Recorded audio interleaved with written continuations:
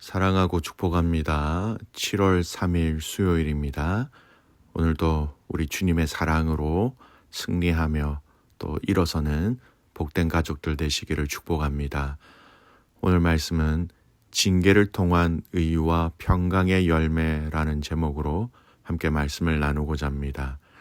오늘 말씀은 예레미야 27장 1절에서 11절까지 말씀입니다. 말씀 봉독합니다. 유다의 왕 요시아의 아들 여요야김이 다스리기 시작할 때에 여호와께서 말씀으로 예레미야에게 임하시니라. 여호와께서 이와 같이 내게 말씀하시되 너는 줄과 멍에를 만들어 내 목에 걸고 유다의 왕 시드기야를 보러 예루살렘에 온 사신들의 손에도 그것을 주어 에돔의 왕과 모압의 왕과 암몬 자손의 왕과 두로의 왕과 시돈의 왕에게 보내며 그들에게 명령하여 그들의 주에게 말하게 하기를 만군의 여호와 이스라엘의 하나님께서 이와 같이 말씀하시되 너희는 너희의 주에게 이같이 전하라. 나는 내 큰 능력과 나의 쳐든 팔로 땅과 지상에 있는 사람과 짐승들을 만들고 내가 보기에 옳은 사람에게 그것을 주었노라. 이제 내가 이 모든 땅을 내 종 바벨론의 왕 느부갓네살의 손에 주고 또 들 짐승들을 그에게 주어서 섬기게 하였나니 모든 나라가 그와 그의 아들과 손자를 그 땅의 기한이 이르기까지 섬기리라. 또한 많은 나라들과 큰 왕들이 그 자신을 섬기리라.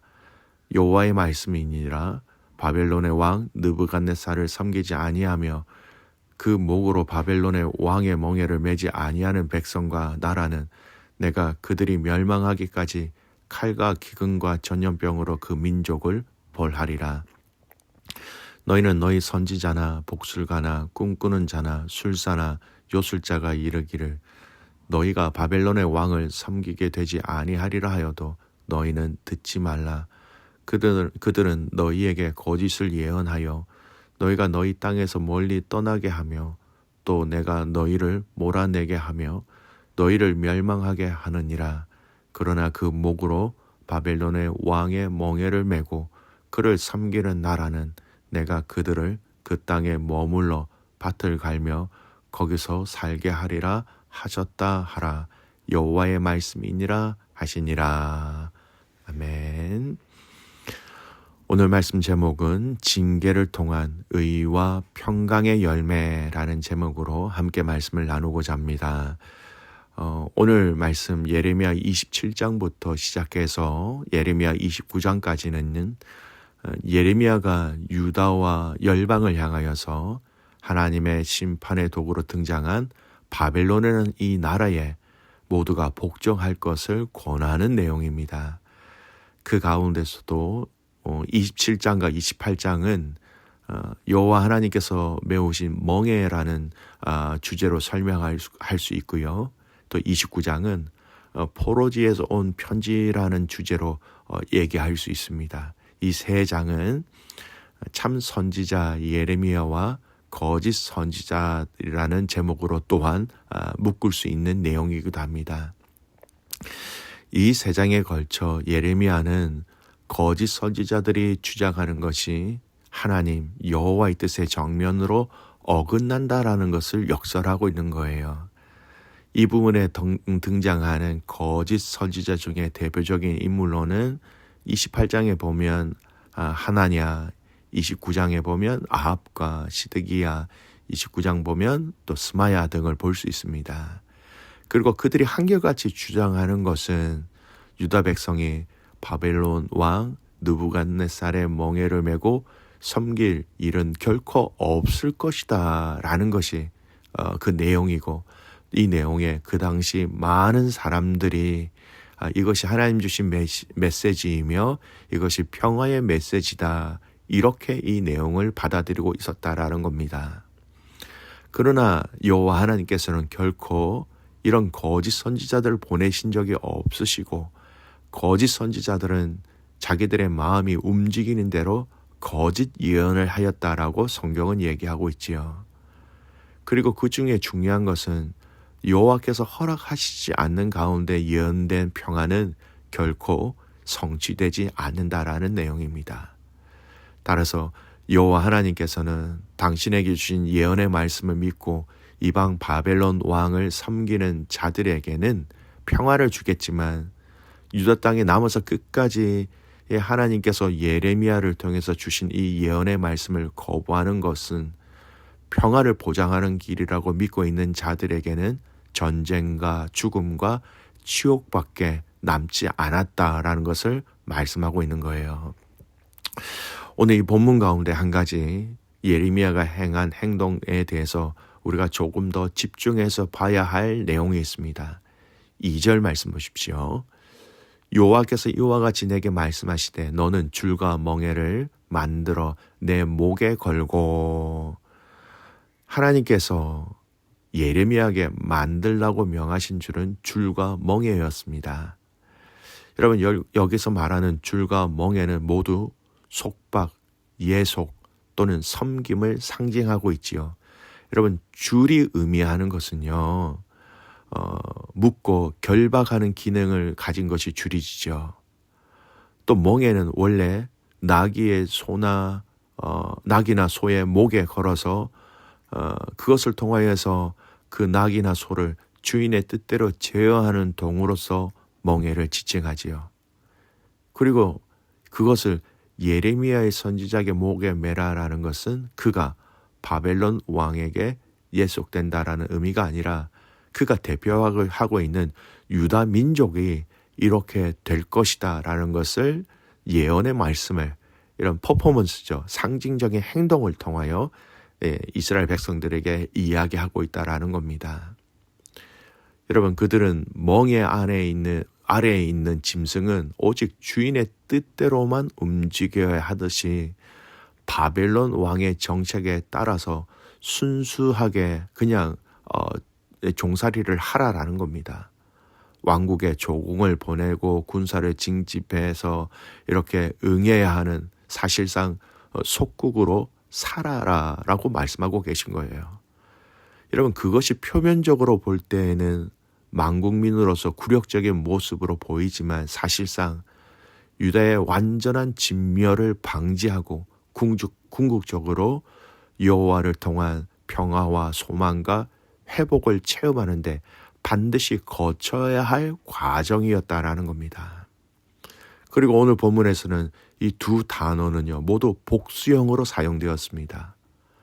또 이 말씀을 고려할 때 당시 예레미야는 그 줄과 멍에를 여러 개 만들었던 것 같습니다. 이는 바벨론을 섬겨야 하는 대상이 비단 이 유다뿐만 아니라 주변의 많은 나라인 에돔, 모압, 암몬, 두루, 시동, 이 나라들까지, 이 경우까지 다 포함되었기 때문에 이런 복수적으로 하나님은 메시지를 주셨다라는 겁니다. 2절에서 4절까지 말씀을 보면 하나님께서는 예레미야에게 줄과 멍에를 만들어 목에 걸고 유다 왕 시드기야를 보러 온 유다 주변 나라 사신들에게 당신이 주는 메시지를 전하게 하셨다라는 겁니다. 그 메시지의 내용은 5절 이하에 기록되어져 있지요. 핵심은 바벨론에 항거하지 말고 복종하라는 겁니다. 그런데 이 말씀은 사실 이방 나라를 위해서보다는 이 유다를 위해서 주신 것이라는 것을 알아야 합니다. 하나님께서는 이방 나라들로 하여금 바벨론에 복종할 것을 권고하시는 말씀을 주신 것은 하나님께서 그들 역시 처참하게 멸망하는 것을 원치 아니하셨기 때문이도 그렇지만, 그보다는 더 유다 왕 시드기야로 하여금 이방 나라들과 동맹을 맺고 바벨론에 항거하는 이 허무한 일을 하지 말도록 가르치시기 위함이었다라는 겁니다. 여러분, 예레미야는 이 12절에서 15절까지 말씀을 보면 시드기야 왕에게 이러한 하나님의 뜻을 직접적으로 잘 전달하고 있습니다. 이는 달리 말하면 하나님의 징계를 거역하지 말고 순수하게 그냥 받으라는 것입니다. 이런 하나님의 말씀은 분명히 암울한 것 또는 받아들이기 힘든 것 때로는 고통스러운 것이라고 얘기할 수 있습니다. 그리고 그와 같이 행하는 것은 쉬운 말로 여러분 자존심이 상하는 일이었습니다. 하나님 나라의 선민, 거룩한 나라 유다가 할례받지 못한 이방 나라를 섬기고 그들에게 굴종하는 것은 바벨론이 제 아무리 큰 나라라 해도 받아들이기 어려운 것으로 여겨졌다라는 겁니다. 그러나 여러분, 이러한 일을 하나님께서 작정하시고 바벨론에게 굴종할 것을 명하신 것은 바로 유다의 범죄 때문이었습니다. 범죄로 인한 징계의 차원에서 하나님께서 당신의 뜻을 또 당신의 뜻 가운데 유다를 연단하고자 하신 것이죠. 그러므로 이것은 그대로 받아지는 것이 가장 지혜로운 태도입니다. 하나님의 그 징계를 그냥 그대로 자신의 연약함을, 죄를 인정하고 그 징계를 받아들이는 태도라는 것입니다. 그것이 아무리 힘들고 어려워도, 심적으로 받아들이기 어려워도 절대 순종하는 것이 우리가 취해야 할 합당한 태도이며 궁극적으로 이것이 행복과 평안과 회복을 보장하는 지름길이 되기 때문입니다. 여러분, 어떤 사람이 고의로든 부주의하였으든 어쨌든 죄를 범하였다고 생각해 보십시오. 그가 취할 가장 합당한 태도가 무엇입니까? 그것을 인정하는 것입니다. 그리고 그 법이 정한 형을 그대로 받는 것이지요. 그렇지 않고 법망을 피해 도망가거나 자기 죄를 부인하고 거짓말하다가 체포되어서는 또 탈출을 시도한다고 생각해 보십시오. 그는 더 크고 더 중요한 벌을 초래할 뿐입니다. 성도 여러분, 하나님 앞에서 죄를 범하였을 때 우리의 태도, 하나님의 형벌 앞에 우리가 취할 자세도 이와 마찬가지입니다. 먼저 그릇 행한 것에 대해서 정직하게 고하고 하나님께서 우리를 새롭게 빚으시기 위해서 베푸시는 그 연단, 시련, 징계, 이것을 그대로 받아들일 수 있어야 하는 것이죠. 여러분, 하나님께서 하시는 말씀에 절대적으로 순종해야 한다는 것은 이에 대해서도 적용되어야 합니다. 그렇지 않으면 우리는 그에 대한 순종을 배우기까지 더 큰 재앙, 더 큰 형벌을 받을 수밖에 없다라는 것이죠. 성도 여러분, 우리는 언제 어디서든 이 말씀에 순종하는 삶을 살아가야 합니다. 하지만 범죄하는 그 순간 우리는 그 말씀을 무시하고 그 말씀을 외면하기 마련입니다. 그러나 하나님께서는 그러한 우리를 버려두지 아니하시고 다시금 이끌어 주셔서 거룩에 이르도록 징계하시기도 하고 구원에 이르도록 하는 하나님의 연단의 형벌을 우리에게 주시기도 한다라는 겁니다. 여러분, 사랑하시는 자들에게 하나님의 책망과 채찍질이 있다라는 것, 여러분, 이것은 우리에게 하나님의 사랑의 방법이고 우리가 다시 회복되어질 수 있는 기회와 또 그 과정이 된다라는 겁니다.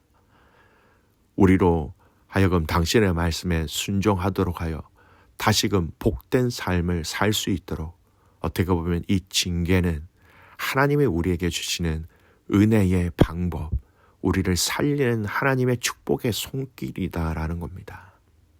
성도 여러분, 아무리 힘겨운 징계, 책벌의 말씀이 주어진다 해도 하나님께서 주시는 것이라면 우리가 그대로 다 받으시고 또 하나님이 주시는 말씀이라면 절대적으로 순종할 수 있기를 소원합니다. 그리할 때에 우리는 정령 징계에서 자유한 삶을 살 것이고 하나님께서 절대 순종하는 자들에게 하나님께서 베푸시는 축복과 평안을 누리게 될 것입니다. 오늘 말씀의 결론은 히브리서 12장 11절 말씀으로 말씀을 맺고자 합니다. 무릇 징계가 당시에는 즐거워 보이지 않고 슬퍼 보이나 후에 그로 말미암아 연단받은 자들은 의와 평강의 열매를 맺느니라. 오늘 우리의 심령을 다하여 하나님 앞에 순종하며 또 우리의 삶 속의 연약함을 통하여 하나님 앞에 범죄하였을 때에 그 하나님의 그 사랑의 징계, 그 사랑의 회초리를 통하여 다시금 우리를 의와 평강의 길로 인도하시는 그 하나님을 바라보며 하나님을 신뢰하며 하나님을 의지하는 저와 여러분이 되시기를 주님의 이름으로 축복합니다. 아멘. 기도하겠습니다. 하나님, 당신의 자녀들을 가장 좋은 길로 또 가장 좋은 곳을 주시기 위해서 항상 우리를 지키시고 인도하신 하나님께 감사와 찬송과 영광을 올려드립니다. 우리의 연약함으로 인한 하나님의 그 징계가 우리에게 복인 줄 알게 하시고 그것이 주님의 사랑인 줄 알게 하시고 그 징계를 통한 의와 평강의 길로 다시 일어나 이 삶의 여정을 걸어갈 수 있는 귀한 성도들의 삶 되게 하여 주시옵소서. 오늘 이 하루 눈동자와 같이 우리를 지키시는 그 하나님 앞에 우리의 마음을 드리며 우리의 정성을 드리는 귀한 가족들 되게 하옵소서. 그렇게 행하실 주님을 신뢰하며 살아서 역사하시는 예수님의 이름으로 기도드리옵나이다. 아멘.